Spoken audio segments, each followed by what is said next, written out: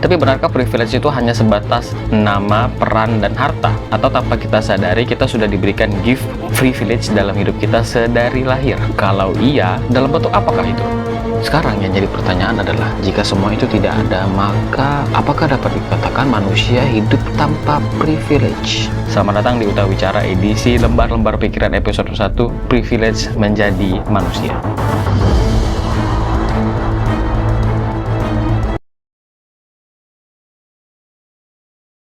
206 buah tulang, 600 otot, 13 sistem anatomi tubuh, dan total pembuluh darah yang mencapai 100.000 km, yang jika dikonversikan setara dengan 2,5 kali mengelilingi bumi. Pantaslah manusia disebut sebagai mahakarya yang tidak ada tandingannya. Teman-teman kedokteran pasti paham hal ini. Mereka yang pasti lebih paham, karena mereka yang belajar gitu. Apalagi selain fisik, manusia itu memiliki kondisi psikis atau psikologi yang penting juga untuk dirawat. Lalu timbul pertanyaan, mengapa kita dilahirkan sebagai manusia? Kenapa enggak makhluk-makhluk yang lainnya gitu? Seperti burung yang bisa bebas terbang kemana aja. Kenapa enggak jadi binatang darat yang punya kemampuan yang luar biasa dalam bertahan hidup? Mengapa enggak jadi makhluk yang lain gitu, yang kelihatannya enggak punya peran besar gitu di dunia ini? Seperti batu. Diem aja. Tuhan itu bisa saja sih menjadikan kita apa aja dari makhluk yang Dia ciptakan. Bisa jadi burung mungkin, atau bisa jadi harimau mungkin, atau bisa jadi tumbuhan. Bisa-bisa aja. Tapi kenapa Dia memilih kita untuk jadi manusia? Satu-satunya jawaban yang paling logis dan paling masuk akal menurut saya adalah karena jiwa kita begitu mulia untuk dijadikan makhluk selain manusia. Karena memang makhluk paling mulia ya adalah manusia, nggak ada yang lain. Yang terpilih, the chosen one, yang bertahan dan berjuang di antara berjuta benih dalam waktu yang sama, memperebutkan satu tempat di rahim ibu kita.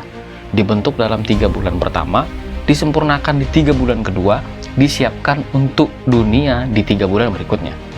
Yang berteriak lantang dalam tangisan di hari kelahiran, yang menjadi mulia karena pikiran perbuatannya, yang menggerakkan gelora jiwa manusia dan membasahi dahaga kemenangan, menjadi pencerah di tengah kegelapan. Bentuknya sempurna, rumit, gak ada tandingannya. Setiap detailnya berbeda dan gak ada satupun manusia yang sama. Akalnya menjadi pemisah antara dia dan makhluk-makhluk yang lain. Hasratnya, nafsunya membuat hidupnya penuh dengan kompetisi. Itulah manusia, sebuah mahakarya luar biasa. Kita udah bahas sebelumnya bahwa ada 4 hal yang dianggap menjadi privilege terbesar bagi manusia, yaitu penampilan fisik, status ekonomi, jabatan, dan keluarga. Maka apakah manusia tanpa itu semua dianggap tidak memiliki privilege dalam hidupnya? Jawabannya tentu saja tidak. Dengan semua kompleksitas manusia, fisiknya, psikisnya, dan sistem anatomi tubuhnya, ketika semua bersinergi dalam satu perintah otak, maka semua hal dapat ia raih, segala rintangan dapat dilalui, bahkan ketika jatuh pun manusia mampu bangkit dari keterpurukan menuju kegemilangan. Lalu, apakah hanya sebatas itu privilege menjadi manusia? Hanya sebatas dirinya sendiri? Tentu tidak. Apakah semua kerumitan manusia, fisiknya, psikisnya, terjadi begitu saja? Segala keunikan, kemegahan, keindahan, perbedaan antar umat beragama, antar umat manusia, ras, warna kulit, golongan, apakah semua terjadi begitu saja? Karena sesungguhnya privilege utama menjadi manusia adalah